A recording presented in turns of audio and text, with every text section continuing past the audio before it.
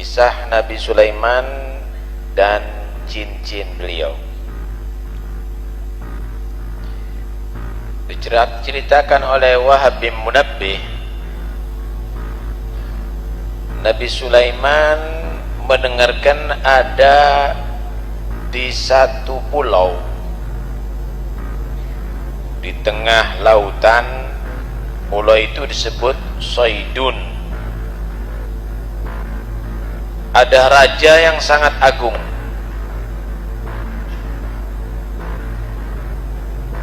Dan manusia jarang yang sampai ke pulau tadi itu. Nabi Sulaiman adalah raja yang sangat perkasa, yang bukan hanya menguasai manusia, bahkan jin, angin, binatang. Maka Nabi Sulaiman memerintahkan dengan bala tentaranya diangkat oleh angin, disampaikan ke pulau tadi itu, Pulau Saidun. Berangkat Nabi Sulaiman dan sampai di situ dengan bala tentaranya, manusia, jin, bahkan binatang buas. Diperangi itu kerajaan dan sampai akhirnya dibunuh itu raja.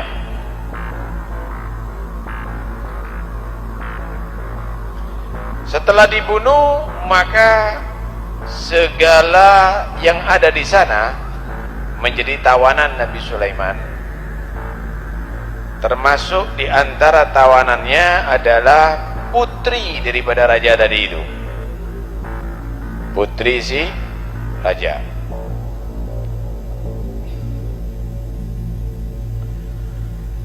Rupanya putri ini cantik. Nabi Sulaiman tertarik, maka diajak putri dari itu masuk Islam, dan akhirnya masuk Islam itu putri.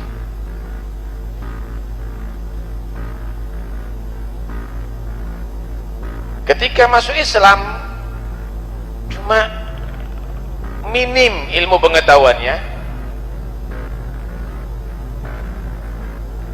minim imannya, dan dia selalu setiap saatnya ketemu dengan Nabi Sulaiman nangis, susah, sedih.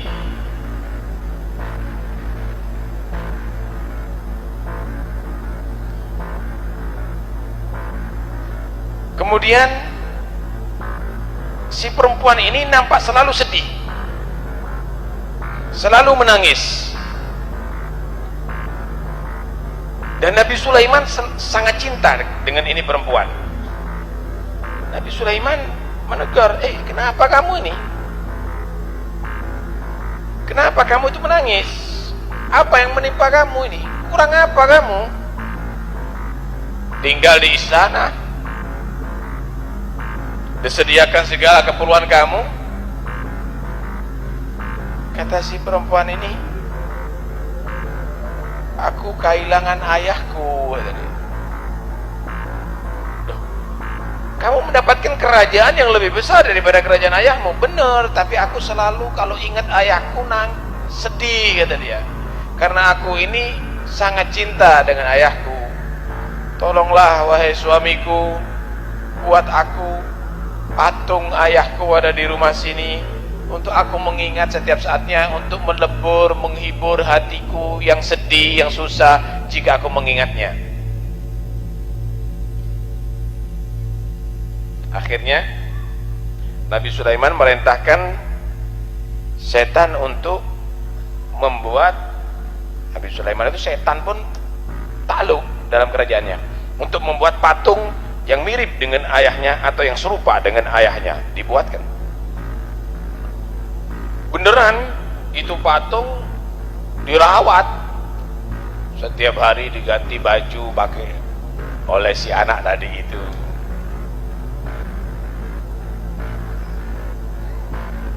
Cuma tanpa sepengetahuan Nabi Sulaiman, ada yang dilakukan yang tidak baik itu oleh itu perempuan. Jadi setiap pagi dan sore kalau nggak ada Nabi Sulaiman keluar, dia melakukan sujud kepada itu patung bersama pembantu-pembantunya, bersama budak-budaknya, tanpa diketahui oleh Nabi Sulaiman. Dan itu terjadi sampai 40 hari. Akhirnya Nabi Sulaiman itu punya orang khusus, orang soleh yang kemarin tadi itu, Asif bin Barkhiyah, yang Allah berikan ilmu yang sampai mengetahui sirru ismillahil a'zam, rahasia ismullahil a'zam. Kemarin sudah diterangkan, siapa orang yang mengetahui rahasia ismullahil a'zam, maka doanya diijabahi oleh Allah Subhanahu wa ta'ala. Orang ini menjadi orang khusus Nabi Sulaiman. Kapanpun ketemu dengan Nabi Sulaiman akan diterima. Kemudian si Asif bin Barkhiyah ini menegur Nabi Sulaiman, Nabi Allah, ya Nabi Allah, aku merasakan ada selain Allah disembah di rumahmu. Hah? Di rumahku, kata dia. Iya, selain Allah disembah di rumahku. Iya. Inna lillahi wa inna raji'un, kata Nabi. Ini musibah ini. Siapa yang melakukan? Istri kamu mengajak budak-budaknya sujud kepada patung ayahnya yang kamu buat untuk menghibur hatinya, untuk melebur kesedihan hatinya ketika mengingat ayahnya. Langsung Nabi Sulaiman datang ke rumah, pecah itu patung, dihancurkan itu patung. Jengkel betul Nabi Sulaiman. Maka Nabi Sulaiman meminta satu pakaian khusus, ada dikatakan thiyabut thahirah, itu pakaian yang dibuat oleh, yang ditenun oleh para gadis, yang dijahit oleh para gadis. Alhasil gadis-gadis bahkan yang belum balik, pakaian khusus itu. Nabi Sulaiman minta, sini, aku minta pakaian itu. Udah keluar Nabi Sulaiman mengembara dari padang pasir, ingin menangkan jiwa, munajat kepada Allah. Dia beber di situ sejadahnya, dia bersujud kepada Allah Subhanahu wa ta'ala, menangis kepada Allah, istighfar kepada Allah dari apa yang terjadi ada di rumahnya. Demikianlah Nabi Sulaiman setiap harinya itu yang ia lakukan. Kemudian malam hari dia pulang, kemudian pagi hari terus begitu. Nabi Sulaiman betul-betul merasa Nabi Sulaiman tadi itu sedih dengan kejadian itu. Satu saat Nabi Sulaiman itu punya cincin, rahasia kerajaannya, kekuasaannya ada di cincin tadi itu. Cincin ini kalau Nabi Sulaiman masuk ke kamar mandi untuk membuang hajat, dititipkan dengan seseorang yang disebut Al-Aminah, Aminah namanya, dan dia adalah orang perempuan amanat yang memegang amanatnya Nabi Sulaiman. Cincin itu dititipkan sama dia. Atau jika Nabi Sulaiman mendatangi istrinya, cincin itu dititipkan sama dia. Perempuan ini menjaga, tidak mau menyerahkan kecuali kepada Nabi Sulaiman. Karena ada satu kejadian pensyirikan, kekufuran, kemaksiatan yang besar di rumah Nabi Sulaiman, setan bisa berupaya untuk mengkelabui di situ. Ketika cincin Nabi Sulaiman tercopot dan di tangan si Aminah tadi itu, Nabi Sulaiman masuk dalam kamar mandi, setan membentuk diri menyerupai Nabi Sulaiman. Kemudian setan tadi itu mendekat kepada si Aminah. Mana cincinnya? Cincinku ini dikasih, dipakai. Ketika dipakai cincin tadi itu oleh si setan, semua hormat. Binatang-binatang hormat,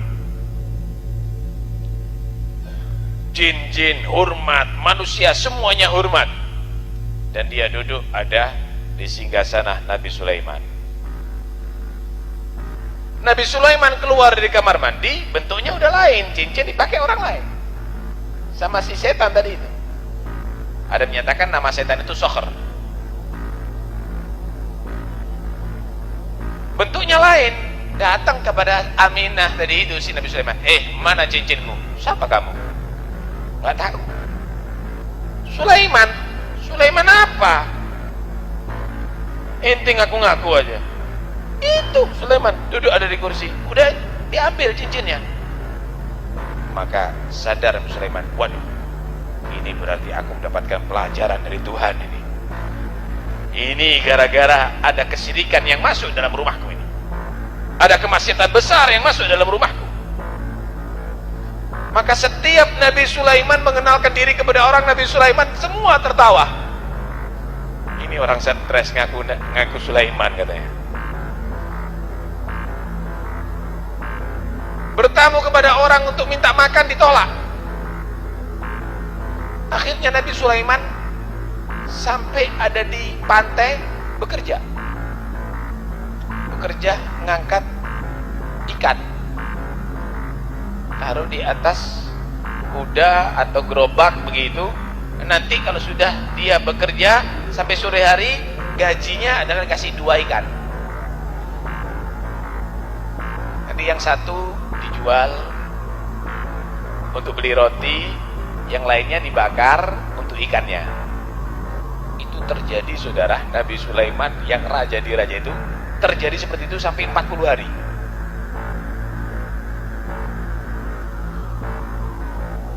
Si Asif bin Barkhiyah merasa, ini kok nggak sama hukumnya raja yang sekarang ini.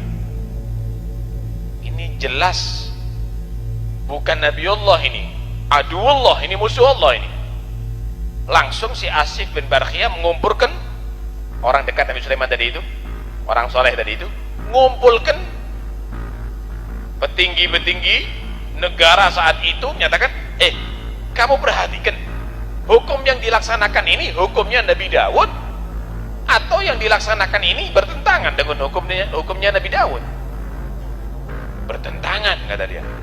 Yakin ini adalah setan. Maka Asif bin Barkhiyah mengadakan satu gerakan, dan setan tadi itu benar terbang, kemudian dibuang itu cincin ke lautan. Nabi Sulaiman tetap bekerja seperti kuli tadi itu. Akhirnya cincin tadi itu dimakan ikan yang besar, ikannya kena jaring. Nabi Sulaiman kerja ngangkati ikan tadi itu, ngangkati ikan.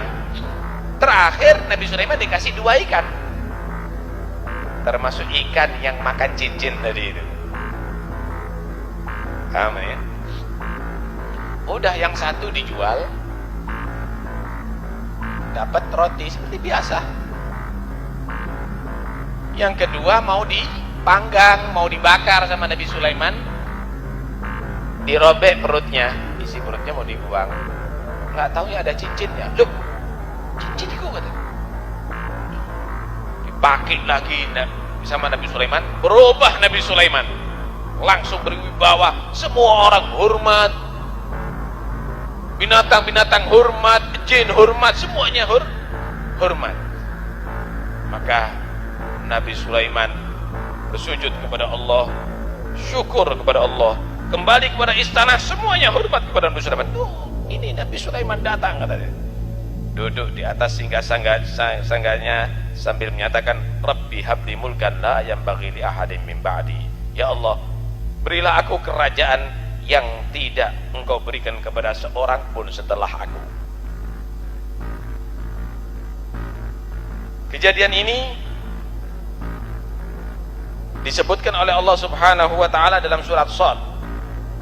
Walaqad fatanna Sulaiman, benar-benar aku telah uji Nabi Sulaiman dengan aku cabut kerajaannya karena dia kawin dengan seorang perempuan yang ia cintainya, dan itu perempuan adalah penyembah berhala di rumah Nabi Sulaiman tanpa diketahui olehnya.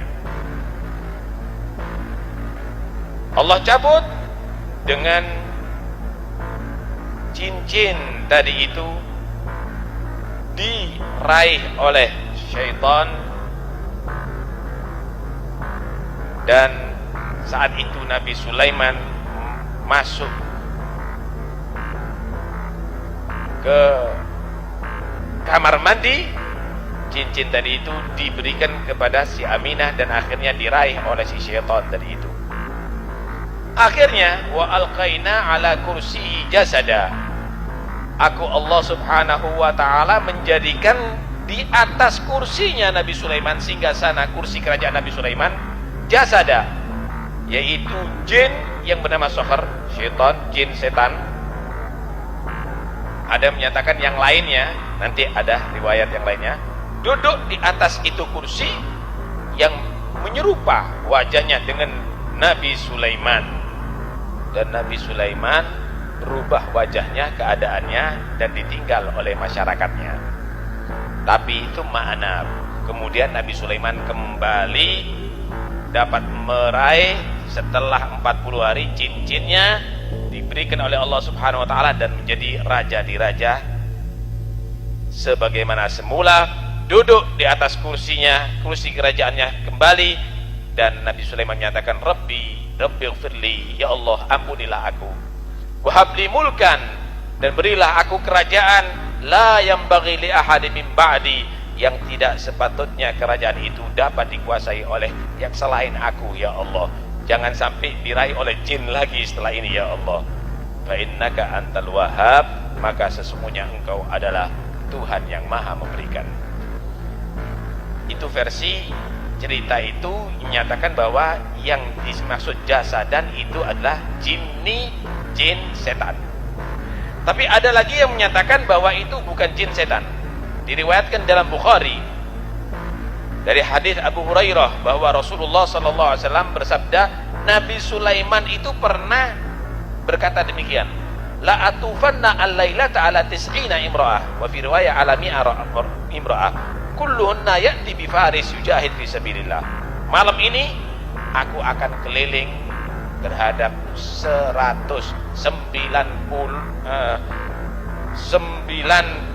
perempuan, ada riwayat 100 perempuan mau didatangi ya, perempuan tadi itu ya, hubungan suami istri zaman dahulu itu Pak, zaman dahulu itu tidak ada batas kawin, 100.000 nggak ada masalah. Syariatnya Nabi Isa tidak boleh kawin kecuali satu. Syariatnya Nabi Muhammad tengah-tengah, boleh kawin lebih dari satu tapi tidak boleh lebih dari 4. Tak boleh terlalu banyak seperti dulu. Jadi syariatnya kita ini tengah-tengah sebetulnya, ummatan wasata, tengah-tengah.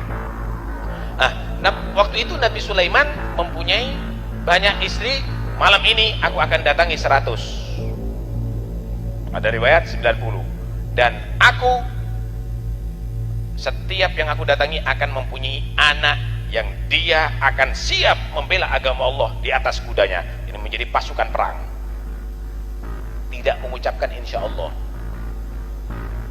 Ada yang menegur, Gul insya Allah, katakan insya Allah Sulaiman. Lupa Nabi Sulaiman, lupa ya, bukan sengaja. Maka semua tidak hamil kecuali satu, itu pun lahirnya separuh, cacat.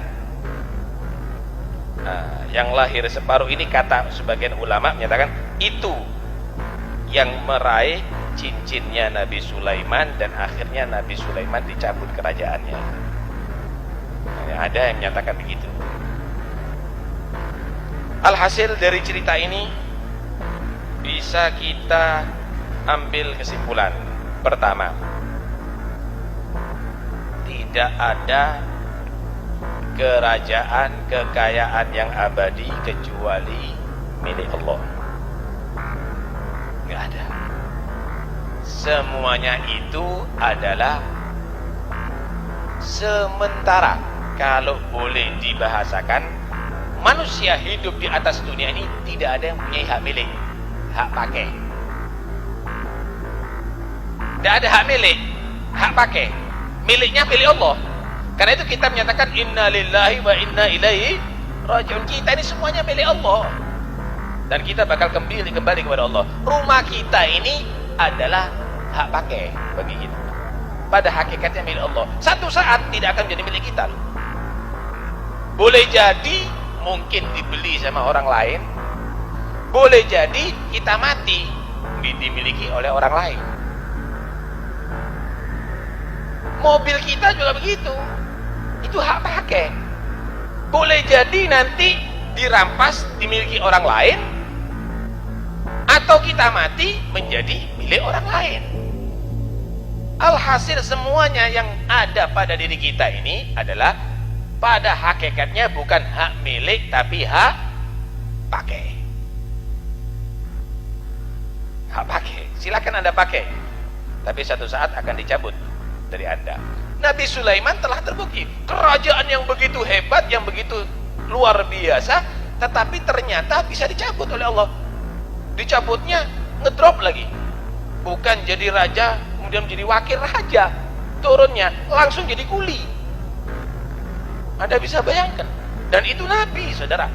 Ini adalah membuktikan bahwa Nabi Sulaiman menjadi raja bukan karena karir, bukan karena karir, tapi karena Allah yang mengangkat dia menjadi raja. Begitulah seharusnya orang tadi itu. Ketika dia tadi itu menjadi sukses, jangan kamu merasa sukses dari diri kamu, tapi sebetulnya itu adalah karena nikmat dari Allah yang Allah berikan kepada kamu. Satu saat akan dicabut, maka semuanya akan hilang daripada kamu. Ini pertama. Yang kedua, tahukah Anda salbun nikmah, dicabutnya nikmat itu karena apa? Karena maksiat, saudara. Karena maksiat. Walaupun itu bukan diri Nabi Sulaiman yang melakukan, tapi bagaimana imbasnya daripada kemaksiatan yang ada di rumah Nabi Sulaiman sampai kepada Nabi Sulaiman. Hati ya. Jadi jarang menganggap yang penting kita jadi orang soleh. Biarkan orang itu mau zina, mau minum khamr, biarkan. Yang penting kita menjadi orang yang baik. Jangan peduli dengan yang lainnya. Hati-hati. Al-maksiyah syu'mun ala ghair fa'iliha. Maksiat itu al-dzambu syu'mun ala ghairi fa'ili. Perbuatan dosa itu adalah menghasilkan sial kepada selain pelakunya. Hati. Nih Nabi Sulaiman, Nabi loh nih. Karena kemaksiatan nggak tahu, tapi kena imbasnya. Dan itu pernah terjadi kepada Al-Habib Abdurrahman bin Abdullah bin Faqih, salah satu muridnya Habib Abdullah bin Awil Haddad. Ini Habib Abdurrahman bin Abdullah bin Faqih ini alamah, wali min auliyaillah, dihormati di mana-mana, semua tahu. Satu saat kok langsung ditangkap di penjara. Salah apa? Tidak paham. Apa salahnya? Muridnya bingung semuanya. Alhasil dengan usaha itu dan ini sampai lepas. Guru salah apa? Nggak tahu salah apa ya. Diteliti, saudara. Dirinya diteliti, nggak salah, nggak ada maksiat yang melakukan. Istrinya enggak, keluarganya nggak ada, nggak taunya pelayannya saat itu nggak sholat. Pelayannya saat itu nggak sholat, dia nggak tahu. Akhirnya mendapatkan musibah, bala. Hati-hati loh. Apalagi kita masih ustadz kampungan, kadang-kadang membiarkan orang nggak sholat di tempatnya kita, di pondoknya kita. Kena bala, kamu melebu penjara kon bareng ngono. Masih ustadz melebu penjara kon. Hati-hati. Jangan sampai kita kompromi dengan kemaksiatan terjadi. Kemudian coba Anda lihat, gambar itu pengaruh ya. Ini gambarnya orang tuanya yang kafir ditaruh di tempatnya, akhirnya mengajak kepada kekufuran. Lihat, foto nih penyanyi kafir, hati loh ya, itu berpengaruh loh sama anak kamu. Fotonya pemain sepak bola yang kafir dipajang, hati-hati loh, itu bisa berpengaruh sama anak kamu, cinta sama mereka, yang bisa menarik anak kamu bisa kafir loh nanti. Jangan dianggap gak berpengaruh ini. Gambar itu berpengaruh, saudara. Ini kan, jadi kafir menyembah berhala itu karena gambar itu kan, seperti orang tuanya. Demikian juga fotonya orang soleh, gak apa-apa kamu pajang, itu akan pengaruhi kamu untuk bisa jadi orang soleh. Hati-hati ya. Jadi fotonya orang fasik, ngelihat orang fasik itu Pak, bisa membuat kamu fasik. Membuat orang kafir itu akan membuat kamu cinta kepada dia dan akan bisa mengantarkan kepada kekufuran. Anak-anakmu juga begitu, dia jaga. Karena itu pulang nanti dilihat, ini gambarnya siapa begini? Gondrong ini, gak bawa gitar ini, krek. Oh, itu. Ini bahaya ini. Ini bisa membuat anak kita akhirnya membuka aurat seperti ini, mabuk seperti ini, ganjaan seperti ini, zina seperti ini. Buang semuanya, jangan sampai ada di rumah kita. Paham nih? Dari cerita ini juga Anda bisa ambil intisari, manfaat dia. Jangan kamu tadi itu terlalu cinta. Kamu boleh cinta terhadap istri karena istri tadi itu membantu kamu taat kepada Allah. Jangan cinta buta, kata orang sekarang. Sudah cinta buta, tuli lagi. Jangan. Saya cinta sama kamu asal kamu tadi itu adalah bisa membantu aku ibadah kepada Allah Subhanahu wa ta'ala. Nih, Nabi itu punya istri yang sangat dicintai, Siti Aisyah radhiyallahu anha. Kalau duduk sama istrinya, Siti Aisyah sampai disebut Humairah. Humairah itu perempuan kecil kemerah-merahan. Memang kecil, artinya Mas Nabi meninggal itu umurnya 18 tahun. Putih. Anaknya Sayyidina Abu Bakar As-Siddiq. Ketika duduk sama istrinya mesra, ada panggilan sholat, hayya 'alas shalah. Itu dua-duanya bangun. Seperti nggak tahu istri, nggak tahu suami. Bangun, siap-siap sholat. Ini istrinya Suwaidah, bukan Humairah. Hayya 'alas shalah, mesra lagi. Kadang-kadang tinggalkan sholat.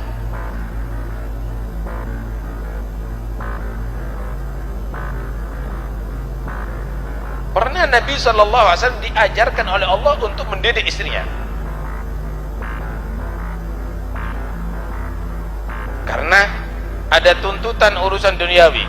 In kuntunna turidnal hayatad dunya wa zinataha fata'alaikunna umatti'kunna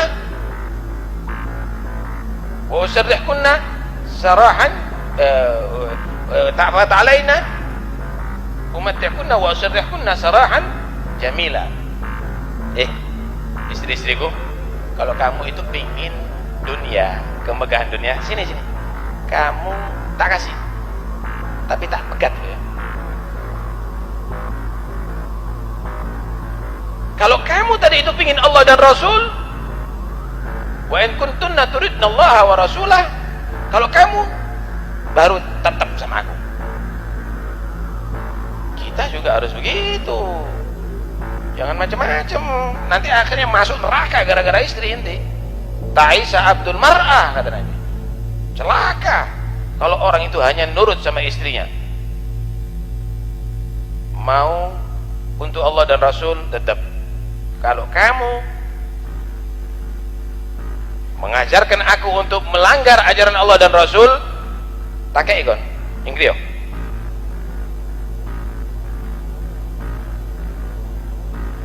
Sarohan jamila, tapi dengan cara yang baik. Nah, jangan nanti mendapatkan hal yang demikian ini mau semaunya sendiri sama istri, jangan.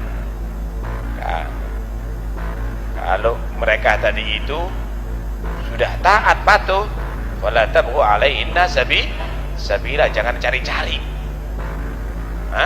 Jangan cari-cari kamu tadi itu untuk supaya memojokkan si istri-istri kamu tadi itu.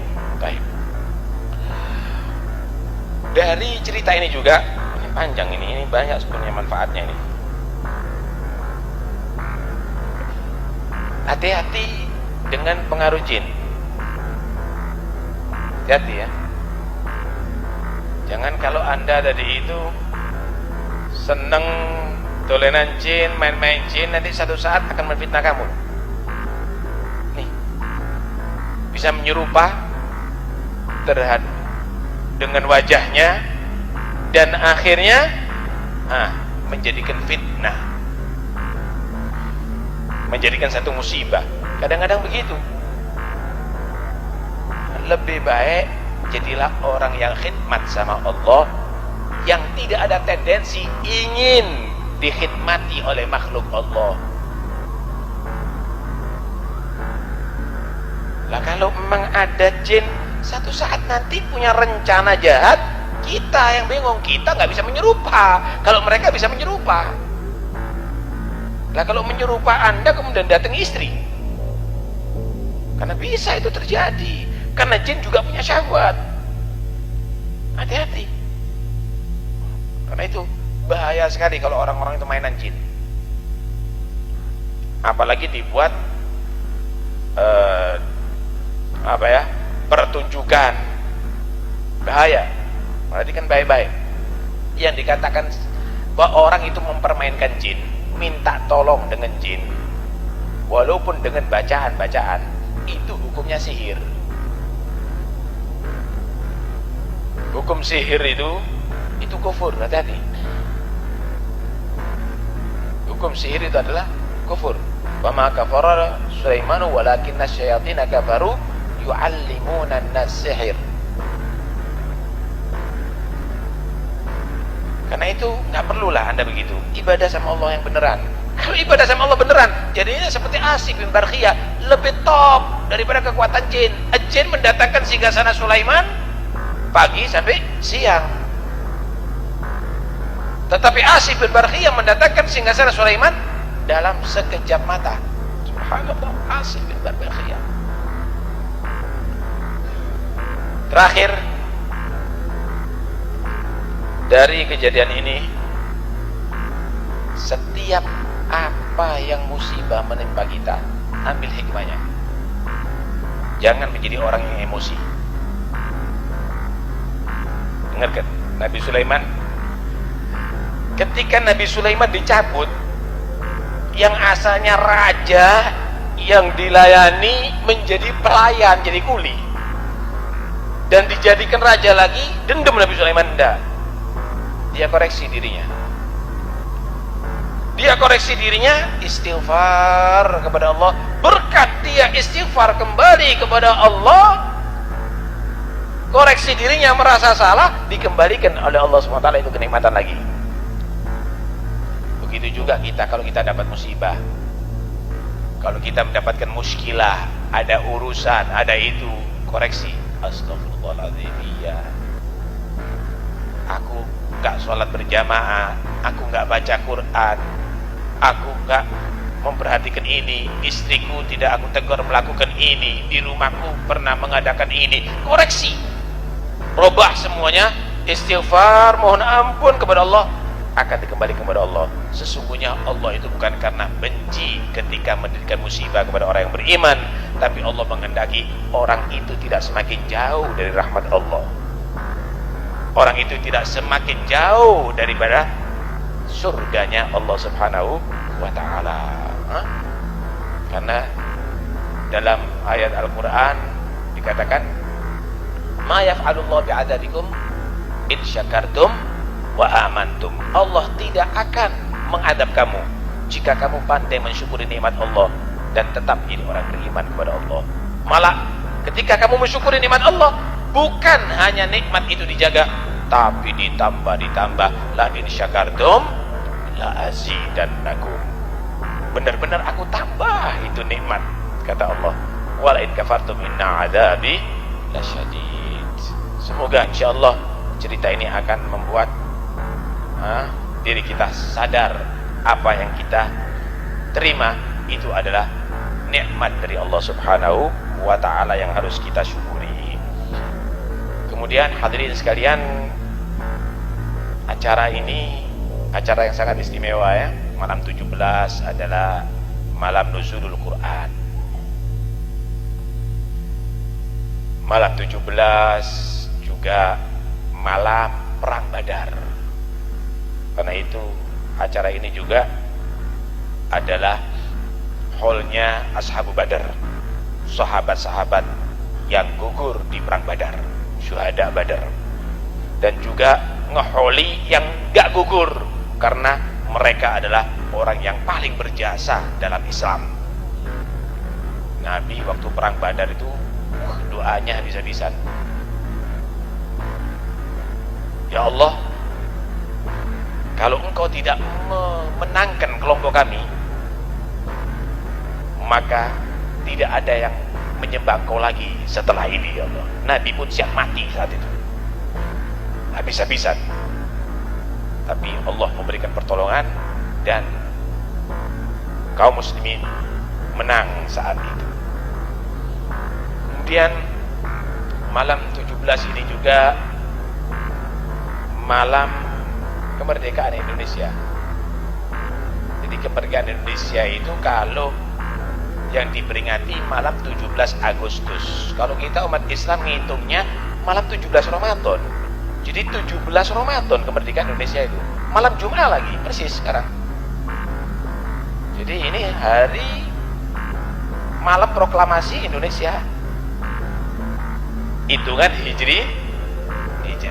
Cuma di sini nggak pakai Hijriyah itu apa? Kalau pakai Hijriyah jelas sekarang dah. Malam proklamasi Indonesia itu. Bukan malam 17, bukan 17 Agustus, 17 Ramadan. Jadi saat-saat seperti ini, jam 12 persis itu proklamasi Indonesia. Selain itu juga kita ngeholi beberapa orang-orang istimewa di sini. Ya, di antaranya Habib Ahmad bin Ali As-Segaf. Beliau ini sampai Kholi Syekhon, anaknya Habib Ja'far itu, Habib Syekhon yang ada di Bangil, beliau berkata, Habib Ahmad bin Ali ini anak pertamanya Habib Ja'far bin Syekhon. Walaupun putra-putranya nurut sama beliau, kalau diatur nurut sama beliau. Habib Ja'far bin Syekhon sendiri mengisyaratkan bahwa beliau adalah orang yang istimewa. Ahmad bin Ali ini luar biasa perhatiannya ya sama umat, sampai beliau itu diibaratkan seperti gentong. Tahu gentong nggak? Tempat air itu letaknya di muka atau di belakang? Di belakang. Kadang-kadang nggak kereken gentong itu. Cuma kalau orang haus pastinya di gentong, ya nggak? Kalau sudah ngambil air di gentong, minum, ditinggal gentongnya. Begitulah kehidupan beliau Habib Ahmad bin Ali itu. Nggak mau dia tampil, dia cukup ada di belakang. Tapi setiap ada orang yang perlu, datang kepada beliau. Udah dapat hasilnya, yuk lali mana yang biasa gentong. Tapi siap untuk memberikan bantuan minum kepada siapapun yang haus beliau. Dan beliau luar biasa perhatiannya, khususnya kepada keluarga Habib Ja'far bin Syekhana Segaf ya. Saya tahu sendiri, dan termasuk beliau adalah pendidik utama saya ya. Beliau luar biasa ketika saya masih yatim ditinggal abah itu, setiap hari tidak lupa ya, teman-teman abah itu ya, mereka Habib Ahmad bin Ali ya, yang setelah masih hidup setelah wafatnya abah, ada juga Habib Abdul Qadir bin Abdul Rahman As-Segaf, Habib Ibrahim bin Abdullah, Habib Muhsin Muhammad Al-Haddad, Habib Abdullah bin Hasan As-Segaf. Mereka itu selalu aktif, yang sampai sekarang masih hidup, mudah-mudahan panjang umur. Habib Hasan Al-Habsyi, Habib Ahmad bin Abdullah As-Segaf, itu selalu aktif hadir di majelis itu, selalu aktif. Jadi kadang-kadang masih tutup rumah digedor, dor dibuka, mereka baca. Kita masih kecil, umur 8 tahun waktu itu, 9 tahun atau 10 tahun. Kadang-kadang tidur dibanguni, masuk ke kamar, bangun, suruh baca 1 hadis 2 hadis, suruh tidur lagi. Nah, pendidikan itu selalu dilakukan sampai akhirnya kita bisa mengetahui majlis khatmul Quran, maulid, pengajian, ihya, bukhari, sholatul tarawih, semua itu saya mendapatkan bukan karena hasil belajar, tapi karena dididik oleh mereka semuanya ya, oleh mereka semuanya. Karena itu mereka orang yang paling berjasa, khususnya bagi keluarga Al-Habib Ja'far bin Syekhana As-Segaf. Yang kedua, Hol Habib Muhammad bin Ali bin Abbas Al-Maliki, Imam Ahli Sunnah wal Jamaah. Luar biasa beliau pembela Ahli Sunnah wal Jamaah, dan Anda bisa lihat bagaimana ilmunya sangat bermanfaat. Bukan hanya mengarang kitab, tetapi mencetak murid-murid yang bermanfaat. Ratusan muridnya yang memiliki pondok dan telah mengeluarkan mungkin ribuan murid yang mereka telah mengajarkan ilmu yang diwariskan oleh Rasulullah sallallahu alaihi wasallam. Bukan hanya itu, Habib Muhammad bin Ali bin Abbas Al-Maliki ini bukan hanya diakui oleh manusia yang sekelas kita, bahkan Al-Aqtab seperti Al-Habib Abdul Qadir bin Ahmad As-Segaf mengakui bagaimana kedudukan beliau sangat tinggi, sangat menghargai, sangat menghormati. Kemudian juga Al-Habib Muhammad bin Hud As-Segaf, abahnya Habib Hasan Muhammad, beliau adalah orang yang soleh. Habib Muhammad bin Hud As-Segaf ini biasa-biasa orangnya, tapi banyak membantu begitu kepada yang lainnya. Kemudian diundang sama orang, walaupun orang miskin tetap hadir, walaupun jauh tetap disempatkan ya. Kalau sudah diundang walaupun di luar kota tetap berangkat. Beliau naik bis, nggak punya mobil, naik bis naik bis. Nah, dan beliau adalah orang yang sangat tawadhu. Karena itu mudah-mudahan kita semuanya dapat barokah mereka semuanya, amin, Allahumma amin. Dan semoga anak cucu mereka bisa meneruskan daripada amalan orang tua mereka, dan semoga kita semuanya bisa menjadi orang-orang yang cinta kepada orang yang soleh, nanti dari kiamat dikumpulkan bersama mereka, amin, Allahumma amin.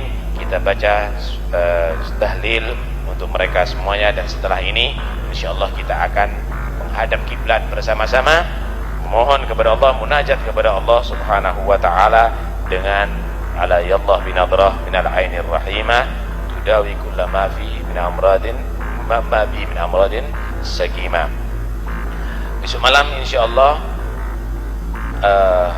khatmul Quran ada di Masjid At-Taqwa, Polres Pasuruan, dan tidak disediakan transportasi, berjalan sendiri-sendiri karena dekat. Nah, insyaallah kita akan khatmul Quran ada di sana, dan semoga semuanya panjang umur, sehat walafiat.